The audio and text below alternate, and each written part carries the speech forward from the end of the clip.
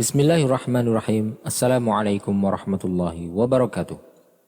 Setiap manusia telah dituliskan takdirnya bahwa ruh mereka akan keluar walaupun setelah masa yang panjang. Wahai malaikat maut, cabutlah nyawaku dengan belas kasih dan lembut. Betapa ditakutkannya sesuatu yang singkat itu oleh semua orang, kecuali orang yang bertakwa. Kematian merupakan suatu hal yang sering terjadi di sekitar kita, namun banyak dari kita yang mengabaikannya, meskipun hal itu menandakan bahwa waktu perpisahan semakin dekat.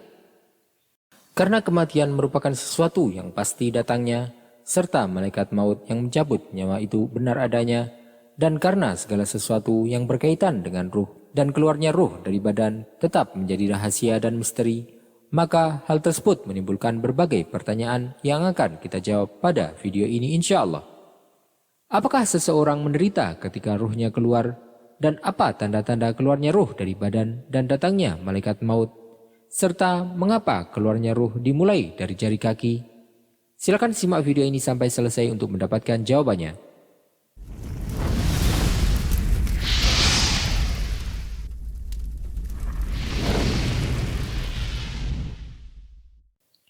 Pertama, apakah seseorang menderita ketika ruhnya keluar? Kematian merupakan keadaan di mana jantung seseorang berhenti berdetak, sehingga menghentikan semua gerakan dan kinerja, seperti bernafas, berjalan, makan, minum, dan lainnya. Dan setelah mati, tubuh manusia tidak bisa kembali melakukan fungsi-fungsinya. Kematian bisa datang tanpa sebab apapun yang dilihat oleh manusia, karena jatah hidup manusia yang telah ditentukan oleh Allah SWT telah berakhir. Dan terkadang kematian dapat disebabkan oleh satu atau beberapa sebab, seperti sakit, kecelakaan, atau yang lainnya. Sesaat saat ruh keluar dari jasad merupakan waktu yang singkat yang paling berat untuk dihadapi oleh seseorang, dan saat tersebut disebut sebagai sakaratul maut. Semoga Allah meringankan kita dalam sakaratul maut tersebut. Allah Ta'ala berfirman, "Waja'at sakaratul mauti bil haqq. Dzalika ma kunta minhu tahid." Dan datanglah sakaratul maut dengan sebenar-benarnya. Itulah yang dahulu hendak kamu hindari. Maka sakaratul maut merupakan kenyataan yang berat yang akan dihadapi oleh setiap manusia sebelum meninggalkan dunia ini. Karena sakaratul maut akan membawa banyak rasa sakit dan penderitaan yang menyelimuti manusia dari setiap sisi dan di setiap tempat. Pada saat itu seorang manusia merasa lemah, tak berdaya, dan tidak dapat bergerak karena rasa sakit yang dideritanya. Di saat yang sama, manusia akan merasa sangat sulit untuk mengucapkan kata-kata dan mengeluarkannya dari mulutnya.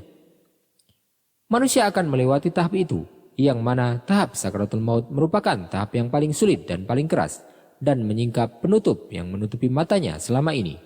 Allah Ta'ala berfirman, "Fakashafna 'anka ghita'aka fabasaruka al-yawma hadid." Maka kami singkapkan tutup yang menutupi matamu, sehingga penglihatanmu pada hari ini sangat tajam. Maka manusia ketika melihat sekitarnya, dia akan melihat ada malaikat rahmat dan malaikat adab yang mendiskusikan tentang kondisinya. Dia akan melihat mereka dalam keadaan menunggu keputusan dan bagaimana nasib akhirnya. Akankah dia menjadi salah satu dari orang yang mendapatkan rahmat, sehingga malaikat rahmatnya akan membawanya, ataukah dia akan menjadi salah satu penghuni neraka wal'iyadzubillah, sehingga malaikat azab yang akan membawanya. Kedua, tanda-tanda keluarnya ruh dari badan dan datangnya malaikat maut. Ada beberapa tanda yang nampak ketika manusia menghadapi kematian dan menunjukkan keluarnya ruh dari badan serta datangnya malaikat maut. 1. Mata terbelalak. Sebagaimana disebutkan dalam Sahih Muslim dari Ummu Salamah radhiyallahu anha bahwasanya dia berkata, "Dakhala Rasulullah sallallahu alaihi wasallam ala Abi Salamah wa qad syakhasa basaruhu wa aghmadahu, thumma qala, inna ar-ruha idza qubid tabi'ahu al-basar." Rasulullah sallallahu alaihi wasallam mendatangi Abu Salamah ketika dia meninggal dalam keadaan matanya terbelalak. Maka beliau pun memejamkan mata Abu Salamah seraya bersabda, "Sesungguhnya jika ruh dicabut, maka pandangan matanya akan mengikutinya." 2. Hidung akan miring ke sisi kanan atau kiri. 3. Mengendurnya anggota badan secara umum. 4. Mengendurnya otot tulang rahang bawah. 5. Badan cenderung kedinginan. 6. Betis kanan melingkar ke betis kiri atau sebaliknya. 7. jantung dalam keadaan diam, yaitu detak jantung berhenti. Ketiga, mengapa keluarnya ruh dimulai dari jari kaki? Allah SWT memerintahkan malaikat maut untuk mencabut ruh seorang manusia, maka kaki adalah hal pertama yang dicabut ruhnya, dan rahmat Allah SWT lah yang menjadi penyebabnya. Karena ketika ruh masuk ke dalam jasad manusia, ruh akan masuk mulai dari kaki hingga ke kepala. Begitu pula ketika ruh dikeluarkan, yang pertama kali dicabut adalah dari bagian kaki. Dikarenakan ketika dicabut dari kaki, seorang manusia tidak akan dapat untuk lari ataupun melarikan diri. Dan jika ruh dikeluarkan dari kepala terlebih dahulu, orang tersebut kemungkinan akan lari dan akan menjadi rentan untuk melukai dirinya sendiri atau membahayakan orang lain dengan cara apapun. Hal inilah yang merupakan salah satu bentuk rahmat Allah SWT kepada manusia. Keempat, berapa lama waktu sakaratul maut? Al-Quran telah menceritakan dalam surat Al-Waqiah tentang pergerakan ruh keluar dari badan ke alam lain. Ruh mulai ditarik dari ujung badan sampai ke tenggorokan atau kerongkongan, untuk akhirnya keluar dari seluruh badan menuju ke alam barzakh.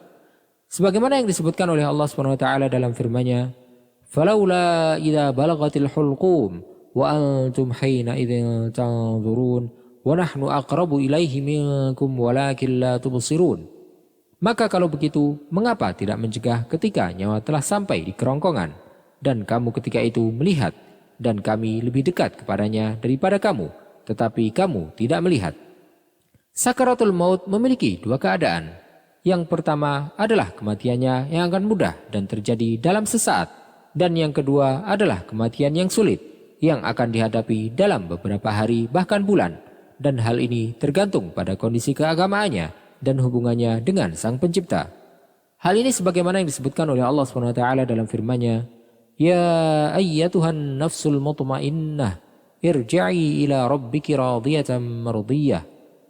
Wahai jiwa yang tenang, kembalilah kepada Rabbmu dengan hati yang ridho dan diridhoinya. Kelima, surat apakah yang dapat meringankan sakaratul maut? Mayoritas ulama dari mazhab Hanafi, Syafi'i, dan Hambali berpendapat sebagaimana yang disebutkan dalam sebuah hadis Rasulullah SAW bahwa ada surat Al-Quran yang dianjurkan untuk dibaca di kepala orang yang sedang sekarat untuk meringankan sakaratul mautnya. Para ulama fikih berpendapat bahwa dianjurkan untuk membaca surat Yasin di hadapan orang yang sedang menghadapi sakaratul maut. Mereka menyimpulkan pendapat tersebut dari sebuah hadis yang diriwayatkan oleh Imam Ahmad dari Ma'qil bin Yasar radhiyallahu anhu bahwasanya Rasulullah SAW bersabda, "Iqra'u Yasin ala mautakum." Bacalah surat Yasin kepada orang-orang yang meninggal dari kalian. Yang dimaksud dengan hadis tersebut adalah saat manusia menghadapi sakaratul maut, sebagaimana yang disebutkan oleh mayoritas ahli tafsir. Imam Qurtubi menjelaskan dalam kitabnya At-Tadhkirah seraya berkata, hadis ini bisa juga ditafsirkan sebagai tuntunan untuk membaca surat Yasin di dekat orang yang sedang sakaratul maut, dan bisa juga ditafsirkan untuk membacanya di atas kuburannya. Sedangkan para ulama fikih berpendapat bahwa sebab dianjurkannya membaca surat Yasin adalah karena surat ini mengandung tauhid dan hari kiamat, serta kabar gembira berupa surga bagi orang yang meninggal di atas tauhid. Allah Ta'ala berfirman, "Qila dukhulil jannah, qala ya laita qawmi ya'lamun, bima ghafara li rabbi wa ja'alani minal mukramin." Dikatakan kepadanya, masuklah ke surga. Laki-laki itu berkata, alangkah baiknya sekiranya kaumku mengetahui apa yang menyebabkan Tuhanku memberi ampun kepadaku dan menjadikanku termasuk orang-orang yang telah dimuliakan. Maka ruh pun akan menjadi senang akan hal itu, lalu dia keluar dengan mudah karena rahmat Allah. Wallahu ta'ala a'lam wa sallallahu wa sallama wa baraka ala sayyidina Muhammadin wa ala alihi wa sahbihi ajma'in.